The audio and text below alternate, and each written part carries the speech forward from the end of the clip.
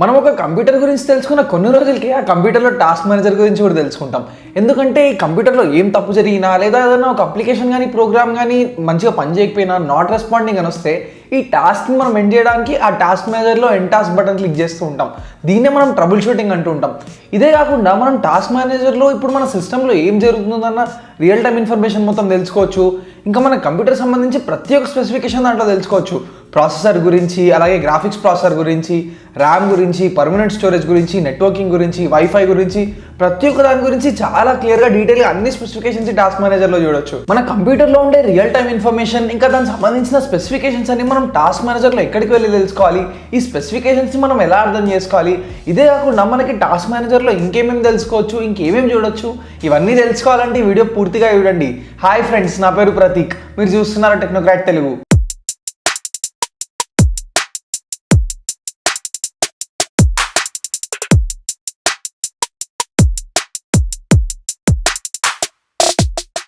ఒక task manager మన computer performance ఏంటి, ఇప్పుడు రియల్ టైంలో మనకి ఫోర్గ్రౌండ్లో బ్యాక్గ్రౌండ్లో అసలు ఏమేమి ప్రాసెసెస్ రన్ అవుతున్నాయి, వీటన్నిటి గురించి చాలా డీటెయిల్ ఇన్ఫర్మేషన్ ఇస్తుంది. గ్రాఫ్స్లో రూపంలో కూడా చూపిస్తుంది. కానీ మనం టాస్క్ మేనేజర్ని ముఖ్యంగా ఒక టాస్క్ని టర్మినేట్ చేయడానికి, ఒక ప్రాసెస్ని టర్మినేట్ చేయడానికి ఉపయోగిస్తాం. అంటే ఎక్కడన్నా నాట్ రెస్పాండింగ్ అని కనిపిస్తే వెంటనే మనం కంట్రోల్ ఆల్ట్ డిలీట్ అని ప్రెస్ చేసి ఆ టాస్క్ మనం ఎండ్ టాస్క్ బటన్ కొడుతూ ఉంటాం. ఈ టాస్క్ మేనేజర్ అనేది విండోస్ ఆపరేటింగ్ సిస్టంలో ఇప్పుడు కొత్తగా వచ్చింది కాదు. విండోస్ 2000 నుంచి కూడా ఆపరేటింగ్ సిస్టంలో ఈ టాస్క్ మేనేజర్ అనేది ఒక కాంపోనెంట్ లా ఉంది. అప్పటి నుంచి చూస్తూ ఉంటే దీంట్లో చిన్న చిన్న చేంజెస్ ఉన్నాయి, రీఆర్గనైజేషన్స్ చేశారు. అంటే ఏ కాంపోనెంట్స్ని మనం బండిల్ చేయాలి, ఏ ట్యాబ్ కింద కనిపించాలన్న దాంట్లో చిన్న చిన్న మార్పులు ఎలాగో ఉన్నాయి. విండోస్ 8, విండోస్ 10 వచ్చేసరికి మనం ఈ టాస్క్ మేనేజర్లో చాలా పెద్ద చేంజెస్ చూడొచ్చు లుక్ అండ్ ఫీల్లో. అదే కాకుండా ఇండివిజువల్ మానిటరింగ్ పైన, ఆ పర్ఫార్మెన్స్ మానిటరింగ్ పైన ఒక్కొక్క దాని పర్ఫార్మెన్స్ మనం ఇండివిజువల్గా చూడొచ్చు. మనకి ఇంకా ఎక్కువ కంట్రోల్ దొరికింది ఈ విండోస్ 8, విండోస్ 10 ఆపరేటింగ్ సిస్టమ్కి వచ్చేసరికి. బిల్ గేట్స్ గురించి మన అందరికి తెలుసు, world second most richest person, అలాగే మైక్రోసాఫ్ట్ కో ఫౌండర్. ఈ విండోస్ ఆపరేటింగ్ సిస్టమ్ తయారు చేసినప్పుడు ఆపరేటింగ్ సిస్టంలో ఎక్కడి నుంచన్నా ఇప్పుడు ఆ టాస్క్ మేనేజర్కి రీచ్ అవ్వాలంటే దీన్ని పానిక్ స్విచ్ లా ఎన్విజన్ చేశాడు. అంటే ఈ టాస్క్ మేనేజర్ని రీచ్ అవ్వడానికి కీబోర్డ్ పైన సింగిల్ కీ, ఆ కీ పేరు పానిక్ స్విచ్ అని పెడదాం అనుకున్నాడు. దాన్ని క్లిక్ చేస్తే ఎంబటే మనం టాస్క్ మేనేజర్ వెళ్ళగలుగుతాం. అలాంటి స్విచ్ అయితే లేదు, కానీ టాస్క్ మేనేజర్ రీచ్ అవ్వడానికి ఎన్ని రకాల విధాలు ఉన్నాయో అవన్నీ చూద్దాం. దాని తర్వాత ఇండివిజువల్ పర్ఫార్మెన్స్ మెట్రిక్ని, దాంతోపాటు కాంపోనెంట్స్ని ఎలా ఎక్స్ప్లోర్ చేయాలో చూద్దాం. ఫస్ట్ ఇప్పుడైతే 5 విధాలుగా మనం ఎలాగైతే టాస్క్ మేనేజర్ రీచ్ అవ్వచ్చో అది చూద్దాం. ఫస్ట్ మెథడ్ వచ్చేసరికి మీరు విండోస్ అన్న ప్రెస్ చేయాలి, లేకపోతే అక్కడ విండోస్ కింద సర్చ్లో రన్ అని టైప్ చేస్తే మీకు రన్ విండో ఓపెన్ అవుతుంది. అక్కడ మీరు టాస్క్ mgr.exe అని టైప్ చేసి ఎంటర్ కొడితే అప్పుడు మీకు టాస్క్ మేనేజర్ ఓపెన్ అవుతుంది. దీని తర్వాత నెక్స్ట్ మెథడ్ వచ్చేసరికి అందరికీ తెలిసింది, అన్నిటికన్నా popular, control Alt delete press చేస్తే మీకు అక్కడ విండోస్ సెక్యూరిటీ స్క్రీన్ వస్తుంది. దాంట్లో లాస్ట్ ఆప్షన్లో టాస్క్ మేనేజర్ అని క్లిక్ చేసి మీరు టాస్క్ మేనేజర్ ఓపెన్ చేయొచ్చు. దీని తర్వాత థర్డ్ ఆప్షన్ అన్నిటికన్నా సింపుల్గా మీరు కంట్రోల్ షిఫ్ట్ ఎస్కేప్ ప్రెస్ చేస్తే అప్పుడు మీకు టాస్క్ మేనేజర్ ఓపెన్ అయిపోతుంది. ఇప్పుడు ఫోర్త్ మెథడ్ వచ్చేసరికి కింద కనిపించే టాస్క్ బార్, అంటే కింద టాస్క్ బార్ ఉంటుంది కదా, అక్కడ మీరు రైట్ క్లిక్ చేస్తే అక్కడ మీకు టాస్క్ మేనేజర్ ఓపెన్ చేయడానికి డైరెక్ట్గా ఆప్షన్ ఉంటుంది. ఇప్పుడు ఫిఫ్త్ మెథడ్ వచ్చేసరికి ఇది కొంచెం కాంప్లికేటెడ్. ఒకవేళ ఇది తప్ప మీకు ఇంకేం దారి లేకపోతే అప్పుడే మీరు దీన్ని వాడచ్చు. విండోస్ సిస్టమ్ 32 ఫోల్డర్ ఓపెన్ చేస్తే అక్కడ మీకు టాస్క్ మేనేజర్.exe ఫైల్ కనిపిస్తుంది. దాన్ని క్లిక్ చేయడం ద్వారా కూడా మీరు టాస్క్ మేనేజర్ ఓపెన్ చేయొచ్చు. ముఖ్యంగా దీన్ని మనం కమాండ్ ప్రాంప్ట్స్లో వాడచ్చు. విండోస్ 10లో కానీ విండోస్ 8లో కానీ టాస్క్ మేనేజర్ ఎప్పుడు కూడా సింపుల్ వ్యూకి డిఫాల్ట్ అయి ఉంటుంది. అంటే ఫోర్గ్రౌండ్లో రన్ అయ్యే ప్రోగ్రామ్స్ మాత్రమే మనకు ఇక్కడ చూపిస్తుంది. మీరు ఇంకా క్లియర్గా వాటి గురించి తెలుసుకోవాలన్నా, లేదా ఇప్పుడు మనం డిస్కస్ చేయబోయే నెక్స్ట్ టాపిక్స్ అని మీరు చూడాలన్నా కింద మీరు మోర్ డీటెయిల్స్ ప్రెస్ చేయాలి. అప్పుడే మీరు అవన్నీ డీటెయిల్గా చూడగలుగుతారు. సో మీరు సింపుల్ వ్యూ నుండి ఎక్స్పాండెడ్ వ్యూకి రావాలంటే ఇక్కడ మీకు మోర్ డీటెయిల్స్ అని కనిపిస్తుంది కదా, అది క్లిక్ చేస్తే మీకు ఇలా ఫుల్ ఎక్స్పాండ్ అవుతుంది. ఇక్కడ మీరు డిఫరెంట్ ట్యాబ్స్ అని చూడొచ్చు. Processes, performance, app history, startup, users, details, ఇంకా సర్వీసెస్ అని. మనం ఇవన్నీ కూడా చాలా డీటెయిల్గా చూద్దాం. ఫస్ట్ ఇప్పుడు ప్రాసెస్ ట్యాబ్ విషయానికి వద్దాం. అందరికీ ఇది ముందే ఫెమిలియర్ ఉంటుంది, ఎందుకంటే మీరు జనరల్గా ఇక్కడ నాట్ రెస్పాండింగ్ సెలెక్ట్ చేసి ఎండ్ టాస్క్ అని క్లిక్ చేస్తూ ఉంటారు. ఇప్పుడు ఇక్కడ మనకి 3 కేటగిరీస్ కనిపిస్తుంటాయి. ఒకటేమో యాప్స్, ఇంకోటేమో బ్యాక్గ్రౌండ్ ప్రాసెసెస్, ఇంకా మీరు కిందికి వచ్చి చూస్తే ఇక్కడ మీకు విండోస్ ప్రాసెస్ అని కనిపిస్తుంది. సో బ్రాకెట్లో టోటల్గా ఎన్ని నెంబర్ ఉన్నాయని కూడా మీరు అక్కడ చూడొచ్చు, 687. అలాగే కింద కూడా బ్రాకెట్లో ఒక నెంబర్ మీరు చూడొచ్చు. ఇప్పుడు ఇక్కడ యాప్స్ కింద మనం 6 ప్రోగ్రామ్స్ చూడొచ్చు. ఈ 6 ఎందుకు చూపిస్తుంది అంటే వీటన్నిటి కూడా ఇండివిజువల్ విండో ఓపెన్ అవుతుంది డెస్క్టాప్ పైన, అందుకే ఇలా చూపిస్తుంది. ఇప్పుడు ఈ యాప్స్ కింద మనం యాప్స్ లాగే 2 సబ్ కేటగిరీస్ చూడొచ్చు, బ్యాక్గ్రౌండ్ ప్రాసెస్ అని చూడొచ్చు, అలాగే విండోస్ ప్రాసెస్ అని కూడా చూడొచ్చు. ఇప్పుడు ఈ రెండింటికి కూడా ఒక సపరేట్ విండో ఉండదు, ఈ రెండు కూడా బ్యాక్గ్రౌండ్ ప్రాసెస్సే. ఈ రెండిట్లో కూడా కొన్ని సర్వీసెస్ ఇన్వాల్వ్ అయి ఉంటాయి. కానీ ఈ రెండింటి మధ్యలో ముఖ్యమైన తేడా ఏంటంటే ఈ బ్యాక్గ్రౌండ్ ప్రాసెసెస్ కింద ఉండేవన్నీ కూడా ఈ డిఫరెంట్ ప్రాసెసెస్ అన్నీ కూడా మనకి విండోస్ ఆపరేటింగ్ సిస్టంలో భాగం కాదు.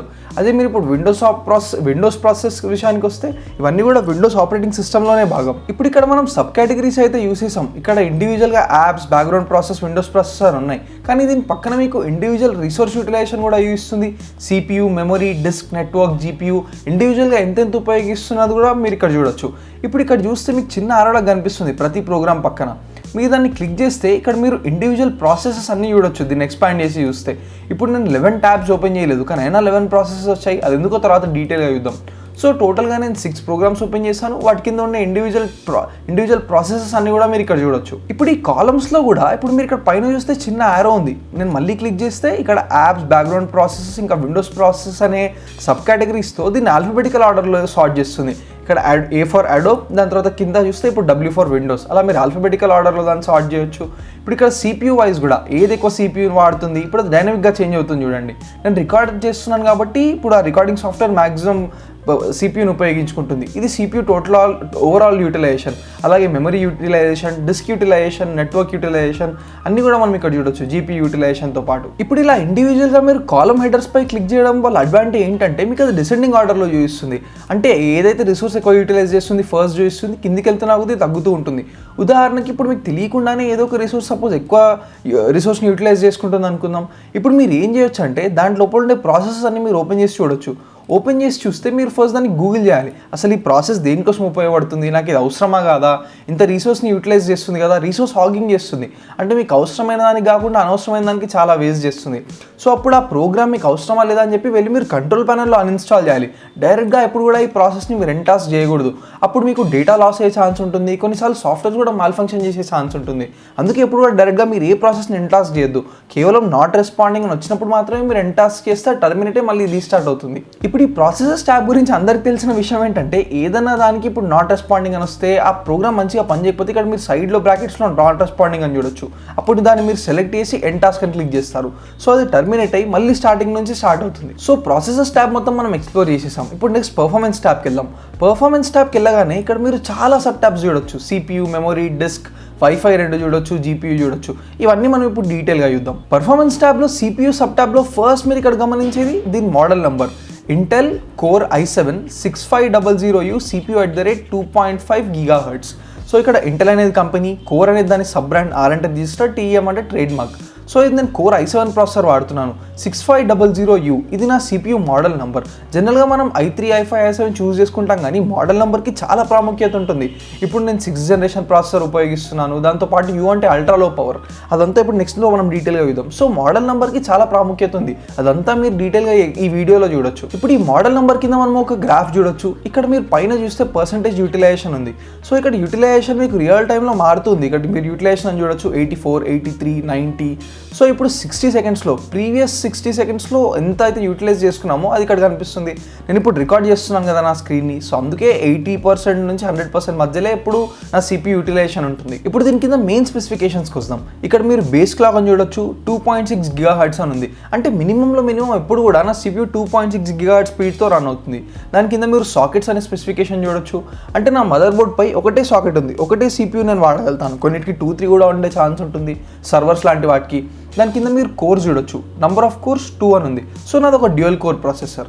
ఇప్పుడు అదే కాకుండా లాజికల్ ప్రాసెసర్స్ అని చూస్తే మీకు 4 ఉంది. కోర్స్ అయితే 2 ఉన్నాయి, కానీ లాజికల్ కోర్స్ 4 ఉన్నాయి. ఇప్పుడు మీరు ఇంటెల్ ప్రాసెసర్స్లో హైపర్ థ్రెడింగ్ టెక్నాలజీ గురించి వినుంటారు. హైపర్ థ్రెడింగ్ టెక్నాలజీలో ఏమవుతుందంటే ఫిజికల్గా కోర్స్ అయితే మీకు 2 ఉంటాయి, కానీ లాజికల్ కోర్స్ 4 అవుతాయి. అంటే ఆపరేటింగ్ సిస్టమ్ దాన్ని చూసే విధానంలో 4 దానికి కనిపిస్తూ ఉంటాయి. సో దాన్ని ఇండివిజువల్ థ్రెడ్స్లా మార్చుకొని అది డిఫరెంట్ ప్రాసెస్ని ఎగ్జిక్యూట్ చేస్తుంది. దాని కింద మీరు వర్చువలైజేషన్ అని చూడొచ్చు. అంటే ఇప్పుడు ఆపరేటింగ్ సిస్టమ్కి ఎలాగైతే కోర్స్ 2 ఉన్నవి 4 లాగా కనిపిస్తాయి హైపర్ థ్రెడింగ్లో, సేమ్ అలాగే ర్యామ్ అమౌంట్ కొంచెం ఉంటే ఇప్పుడు మీరు ఎక్స్ట్రా పెన్ డ్రైవ్ కానీ ఒక మెమరీ కార్డ్ కానీ మీ దాంట్లో పెట్టి టెంపరీగా ర్యామ్ని పెంచుకోవచ్చు. వర్చువలైజేషన్ కింద మనం ఇక్కడ క్యాష్ మెమరీ స్పెసిఫికేషన్ చూడొచ్చు. L1, L2, L3 క్యాష్ అని ఉంది. L1, L2, L3 అంటే లెవెల్ 1, లెవెల్ 2, లెవెల్ 3 క్యాష్ అని అర్థం. ఇది అసెండింగ్ ఆర్డర్లోనే ఉంటుంది. ఇప్పుడు L1 క్యాష్ చూస్తే 128 KB ఉంది, L2 క్యాష్ చూస్తేనేమో 512 KB ఉంది, L3 క్యాష్ ఏమో 4 MB ఉంది. జనరల్గా మీకు ఇది 6 MB 8 MB 9 MB వరకు కూడా ఉంటుంది హై ఎండ్ ల్యాప్టాప్స్లో. నా దాంట్లో ఓన్లీ డ్యూయల్ కోర్ కాబట్టి మనకు ఓన్లీ 4 MB క్యాష్ ఉంటే సరిపోతుంది. క్యాష్ అనేది ఎప్పుడన్నా ర్యామ్ కన్నా కూడా చాలా ఫాస్ట్గా ఉంటుంది, CPU చాలా దగ్గరగా ఉంటుంది. ఇన్ఫాక్ట్ CPU లోపల ఇంటిగ్రేట్ అయి ఉంటుంది. క్యాష్ మెమరీ గురించి ఇంకా డీటెయిల్గా మీరు ఈ వీడియో తెలుసుకోవచ్చు. ఇప్పుడు మనం ఇక్కడ సైడ్లో ఉండే స్పెసిఫికేషన్స్కి వస్తాం. ఇక్కడ యూటిలైజేషన్ అంటే మనం ఆల్రెడీ చూసాం, CPUని ఎంత యూటిలైజ్ చేస్తున్నామని. ఇప్పుడు కాన్స్టెంట్గా 100% యూటిలైజ్ చేసుకుంది ఇప్పటివరకు. దాని పక్కన మీరు స్పీడ్ అని చూడొచ్చు. బేస్ క్లాక్ అయితే 2.6 GHz. ఎప్పుడు కూడా ప్రాసెసర్ అంత స్పీడ్ మీద రన్ అవ్వాలని లేదు, దానికన్నా ఎక్కువ కూడా చాలా రన్ అవుతుంది. మనకి పర్ఫార్మెన్స్ అవసరమైనప్పుడు క్లాక్ స్పీడ్ పెంచుకుంటుంది. దాని కింద మీరు ప్రాసెసెస్, థ్రెడ్స్, హ్యాండిల్స్ అని 3 చూడొచ్చు. ఒక ప్రాసెస్ అంటే దాన్ని ఒక సెట్ ఆఫ్ ఇన్స్ట్రక్షన్లా మీరు అర్థం చేసుకోవచ్చు. ఇప్పుడు మీ ప్రాసెసర్ ఎన్ని ఇన్స్ట్రక్షన్స్ని అయితే ఎన్ని సెట్స్ ఆఫ్ ఇన్స్ట్రక్షన్స్ని ఎన్ని ఇండివిజువల్ ప్రాసెస్ని ఎగ్జిక్యూట్ చేస్తుందో అది ఇక్కడ మీరు చూడొచ్చు. ఇప్పుడు ఇండివిజువల్ ప్రాసెస్ని మనం నంబర్ ఆఫ్ థ్రెడ్స్ లాగా బ్రేక్ చేస్తూ ఉన్నాం. దీనికి కారణం ఏంటంటే మనం ఇంతకుముందే చూసాం, కోర్స్ అయితే 2 ఉన్నాయి, కానీ హైపర్ థ్రెడింగ్ టెక్నాలజీ కారణంగా ఆపరేటింగ్ సిస్టమ్కి అవి 4 లాగా కనిపిస్తున్నాయి. సో ఈ హైపర్ థ్రెడింగ్ టెక్నాలజీని ఉపయోగించుకోవడానికి అవి ఇన్ని థ్రెడ్స్లా బ్రేక్ చేస్తుంది. ఇప్పుడు హ్యాండిల్స్ విషయానికి వస్తే ప్రోగ్రామింగ్ చేసే వాళ్ళకి తెలిసి ఉంటుంది, క్లాసెస్ అని ఆబ్జెక్ట్స్ అని ఉంటాయి. ఈ ఇండివిజువల్ థ్రెడ్స్లో ఎన్ని నెంబర్ ఆఫ్ ఆబ్జెక్ట్స్ ఉన్నాయి అన్నది మనకి ఈ హ్యాండిల్స్ చెప్తుంది. ఇవన్నీ కూడా డైనమిక్గా చేంజ్ అవుతున్నాయి. ఇప్పుడు హ్యాండిల్స్ అంటే ఏంటో నేను డీటెయిల్గా ఎక్స్ప్లెయిన్ చేయలేను, ప్రోగ్రామింగ్ తెలిసిన వాళ్ళకి అర్థమై ఉంటుంది. దీని కింద చూస్తే ఇక్కడ మీకు అప్ టైమ్ అని ఉంది, అంటే మీకు ఆల్రెడీ అర్థమై ఉంటుంది. నేను నా ల్యాప్టాప్ని రీస్టార్ట్ చేసి 1 hour 15 minutes 34-35 seconds అవుతుంది. ఇవన్నీ కూడా డైనమిక్గానే చేంజ్ అవుతున్నాయి నా యూటిలైజేషన్కి అనుగుణంగా. CPU సబ్ ట్యాబ్ తర్వాత నెక్స్ట్ మనకి ఇక్కడ మెమరీ సబ్ ట్యాబ్ ఉంది. మెమరీ సబ్ ట్యాబ్లో కూడా ఫస్ట్ ఇక్కడ మీరు ర్యామ్ కెపాసిటీ చూడొచ్చు, ర్యామ్ టైప్ చూడొచ్చు.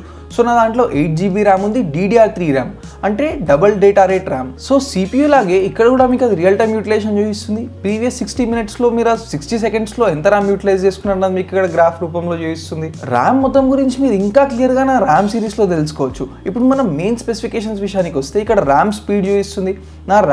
నా ల్యాప్టాప్లో ఉండే ర్యామ్ స్పీడ్ ఏమో 1600 MHz అంటే 1.6 GHz అని మీరు అర్థం చేసుకోవచ్చు.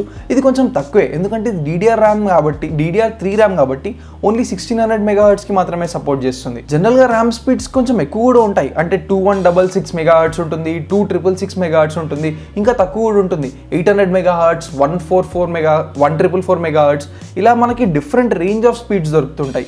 ఇప్పుడు స్లాట్స్ యూజ్ అంటే ఇక్కడ మీరు చూస్తే 1 of 1 అని ఉంది, అంటే ర్యామ్ స్టిక్స్ని పెట్టడానికి నా ల్యాప్టాప్లో ఒకటే స్లాట్ ఉంది. ఆ ఒక్క స్లాట్లో మనం ఆల్రెడీ 8 GB ర్యామ్ పెట్టేసాం. స్లాట్స్ యూజ్ కింద ఇక్కడ మీరు ఫార్మ్ ఫ్యాక్టర్ స్పెసిఫికేషన్ చూడొచ్చు. ఇక్కడ SODIMM అని ఉంది. SODIMM అంటే small outline dual inline memory module. అంటే ఫార్మ్ ఫ్యాక్టర్ అంటే చూడడానికి ఎలా ఉంటుంది, మన దానికి కంపాటబుల్ కాదా అని మనం ఇక్కడ చూసి తెలుసుకోవచ్చు.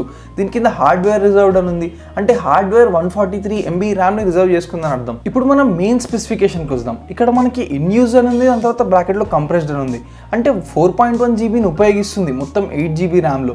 దాంట్లో 179 MB డేటాని కంప్రెస్ చేసి స్టోర్ చేసుకుంటుంది, ఎక్కువ ఆక్యుపై చేయకూడదని.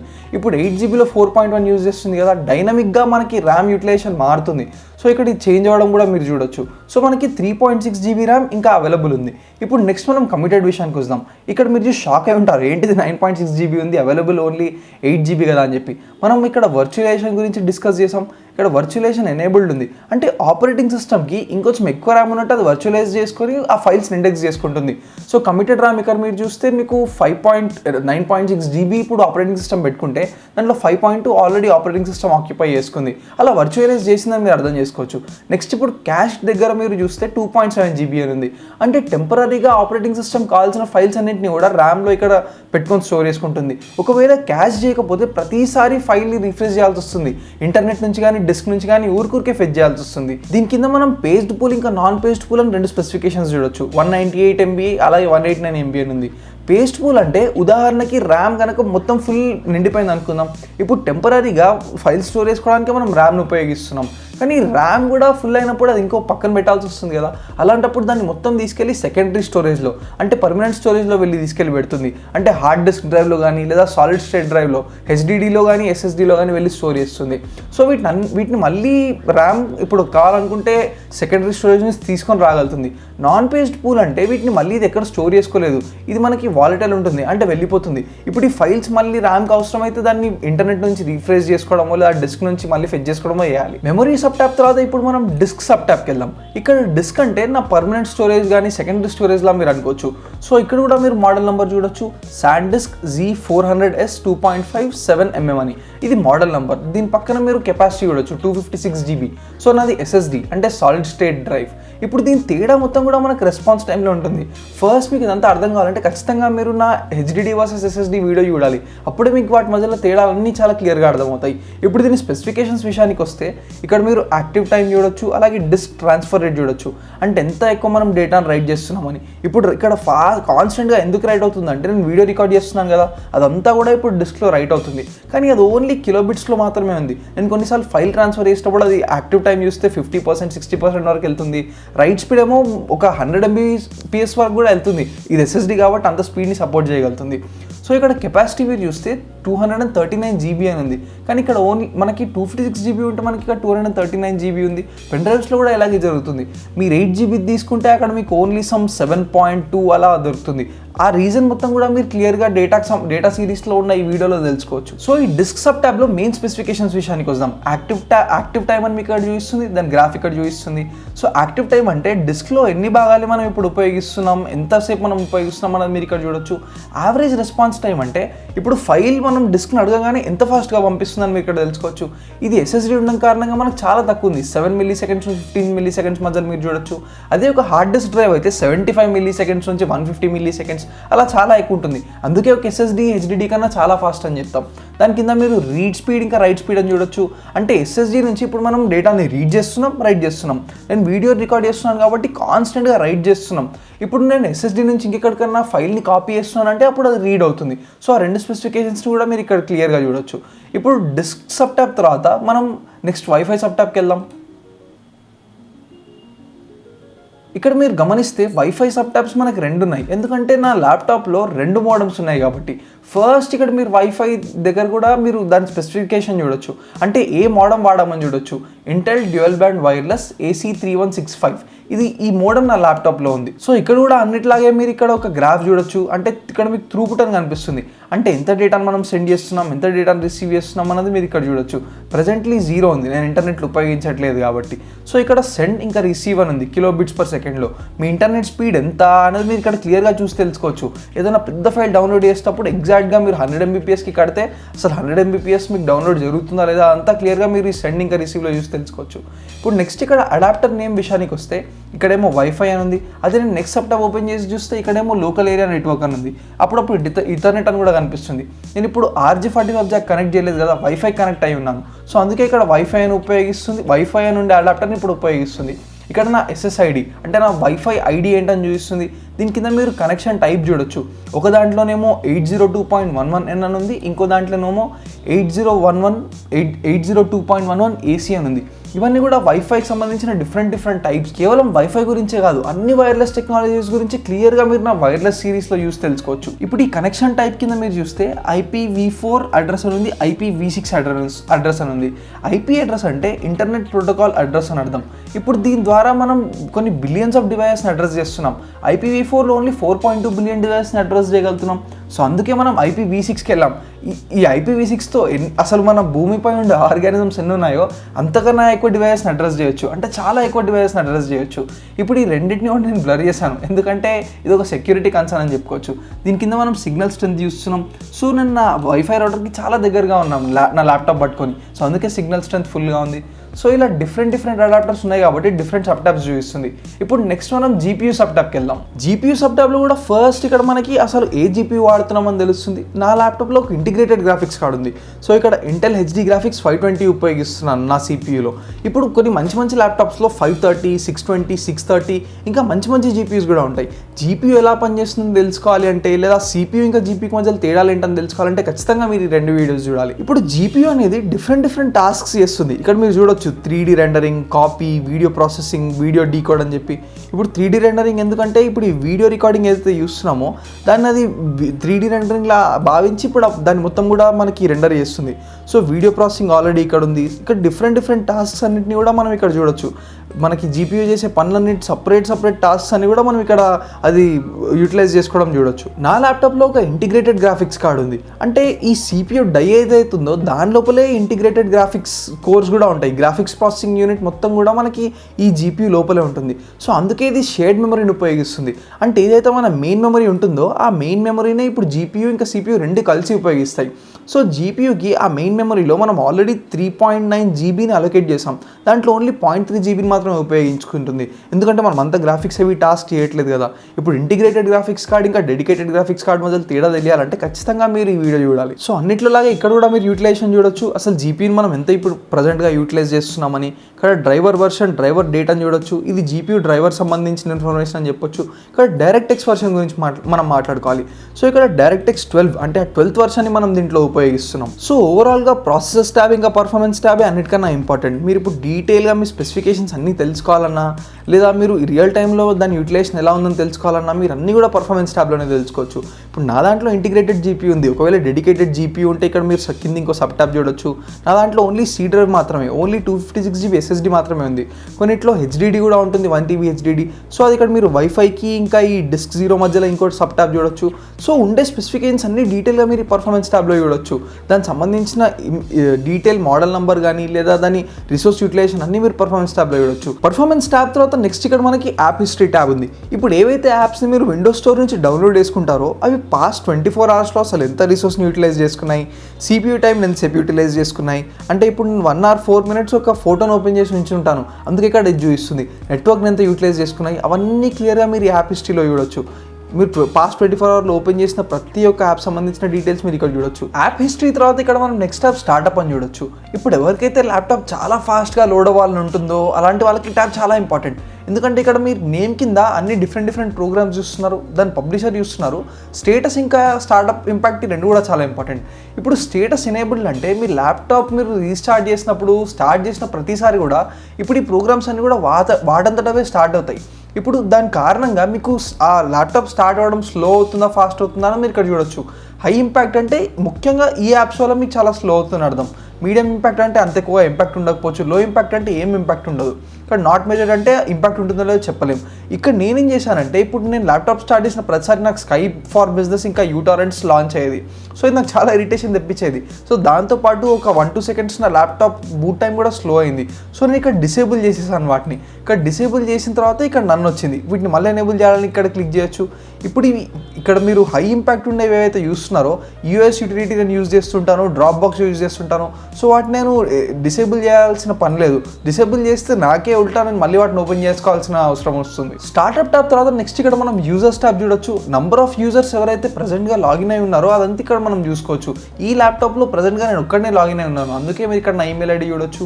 ఇక్కడ దీన్ని ఎక్స్పాండ్ చేస్తే దీని కింద ఉండే డిఫరెంట్ ప్రాసెసెస్ అన్ని కూడా మనం చూడొచ్చు.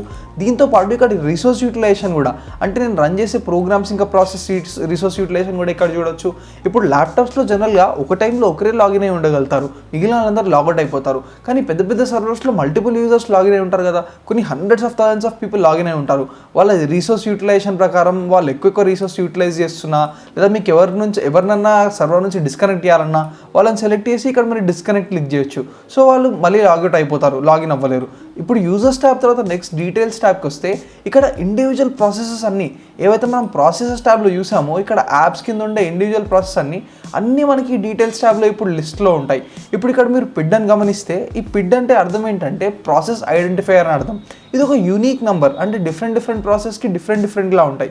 ఇప్పుడు ఎన్ని ట్యాబ్స్ అయితే ఓపెన్ ఉన్నాయి, ఎన్ని విండోస్ ఓపెన్ ఉన్నాయి వాటితో సంబంధం లేకుండా మనకి ప్రాసెసెస్ ఉంటాయి. ఇప్పుడు విండోస్ క్రోమ్ కూడా చూడండి, నేనైతే ఒకటే విండోస్ క్రోమ్ ట్యాబ్ ఓపెన్ చేసి ఉంచాను, కానీ అయినా కూడా ఇక్కడ ఇన్ని విండోస్ chrome.exe లని చూపిస్తున్నాయి. దీనికి కారణం ఏంటంటే ఇప్పుడు ఆ యూఐ ఎలిమెంట్స్ కానీ లేకపోతే బ్యాక్గ్రౌండ్లో రన్ అయ్యే క్రోమ్ ఎక్స్టెన్షన్స్ కానీ వాటన్నిటికి కూడా డిఫరెంట్ థ్రెడ్స్ని ఉపయోగిస్తుంది. అదొక మంచి విషయమే. ఎందుకంటే ఇప్పుడు మీరు 10 ట్యాబ్స్ ఓపెన్ చేసి పెట్టారనుకోండి, ఇప్పుడు ఒక్కొక్క ట్యాబ్ ర్యామ్ సపరేట్గా ఆక్యుపై చేస్తుంది. అదే కాకుండా ఏదైనా పేజ్ నాట్ రెస్పాండింగ్ అని వచ్చినా లేదా సర్వర్ ఇష్యూ వచ్చినా అలాంటప్పుడు ఓన్లీ ఆ ఇండివిజువల్ థ్రెడ్ని మాత్రమే క్రోమ్ ఎండ్ చేస్తుంది, మొత్తం క్రోమ్ అప్లికేషన్ ఎండ్ చేయదు. సో అది మనకు ఒక అడ్వాంటేజ్ అని చెప్పొచ్చు. ఇప్పుడు డీటెయిల్స్ ట్యాబ్ తర్వాత సర్వీసెస్ ట్యాబ్. ఇప్పుడు సర్వీసెస్ ట్యాబ్లో మనం ఇప్పుడు వాడుకునే సర్వీసెస్ అన్నీ విండోస్ సర్వీసెస్ కానీ థర్డ్ పార్టీ సర్వీసెస్ కానీ వాటి డీటెయిల్స్ అన్నీ ఇక్కడ మనకి ఇస్తుంది. దాని డిస్క్రిప్షన్ ఇక్కడ ప్రొవైడ్ చేస్తుంది. ఉదాహరణకి ఇప్పుడు నేను ఇంటెల్ CPU వాడుతున్నాను, డెల్ ల్యాప్టాప్ వాడుతున్నాను. సో ఆ సంబంధించిన ప్రాసెస్ అన్నీ కూడా మనకు రన్ అవుతాయి. ఇప్పుడు రన్నింగ్ స్టాప్డా అని కూడా మీరు ఇక్కడ క్లియర్గా దాని స్టేటస్ చూసి తెలుసుకోవచ్చు. ఇప్పుడు మీరు ఎన్ని దారిలో ప్రయత్నించిన టాస్క్ మేనేజర్ని మీరు ఓపెన్ చేయలేకపోతున్నారంటే, దాన్ని మీరు చేరుకోలేకపోతున్నారంటే దానికి వైరస్ లేదా స్పైవేర్ కారణం అని మనం చెప్పొచ్చు. మోడర్న్ ప్రాసెసర్స్ అన్నింటిలో కూడా ఒక చిన్న లూప్ హోల్ ఉందని చెప్పొచ్చు. ఇప్పుడు వైరస్ కానీ మాల్వేర్ కానీ ఉంటే అవి టాస్క్ మేనేజర్ ఓపెన్ అవ్వనివ్వకుండా చేస్తాయి. ఇప్పుడు మనకి మోడర్న్ ప్రాసెసర్స్ అన్నింటిలో ఒక చిన్న లూప్ హోల్ ఉండడం కారణంగా ఏమవుతుందంటే, ఆ మెమరీ లొకేషన్స్ని వైరసెస్ ఇండైరెక్ట్గా అటాచ్ చేస్తాయి. సో అక్కడ ఉండే టాస్క్ మేనేజర్ని అటాక్ చేయడానికి ప్రయత్నిస్తుంటాయి. సో మనం టాస్క్ మేనేజర్ ఓపెన్ చేసిన వెంటనే క్లోజ్ చేస్తూ ఉంటాయి.